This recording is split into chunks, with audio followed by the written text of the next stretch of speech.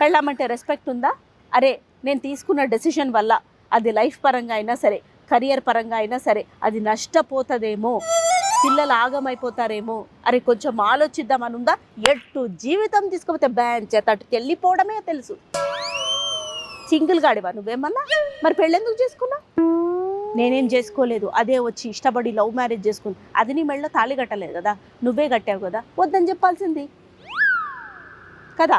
నీది ఏదో నువ్వు చేసుకోవాలని అనుకున్నప్పుడు వద్దని చెప్పాల్సింది. అబ్బే ఇక వీళ్ళకి పెళ్ళిళ్ళ ముందు యువకులుగా ఉన్నప్పుడు అబ్బాయిలు చుట్టాలు పక్కాలు తోబుట్టులు ఎవరు గుర్తుకు రారు, కానీ ఆ పెళ్ళాం అనేది ఒకటి వస్తే ఎక్కడెక్కడి నుంచో చుట్టరికాల మీద ప్రేమలు ఆప్యాయతలు వచ్చేస్తూ ఉంటాయి. అది వద్దండి, పిలవలేదండి మనల్ని, అంత ఇది ఏదో మాట వరుసకు పిలిచారు వెళ్ళొద్దండి అని అన్నా, ఈ మాత్రం గిఫ్ట్ ఇద్దామండి, మనకు కొంచెం ఫైనాన్షియల్ క్రైసిస్ ఉన్నాయి కదా, ఈ 1000 రూపాయలు పెట్టిద్దాము అని అన్నా వినరు.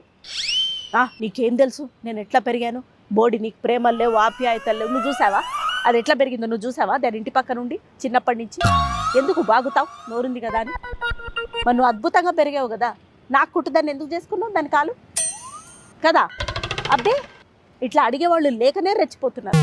అడిగినా ఆఫ్టర్ ఆల్ నేను కూడా ఆడదాన్ని కదా, ఆఫ్టర్ ఆల్ ఆడదాన్ని నువ్వేంటి అడిగేది అనేవాళ్ళు కూడా ఉంటారు, రెచ్చిపోతున్నారు అందుకే.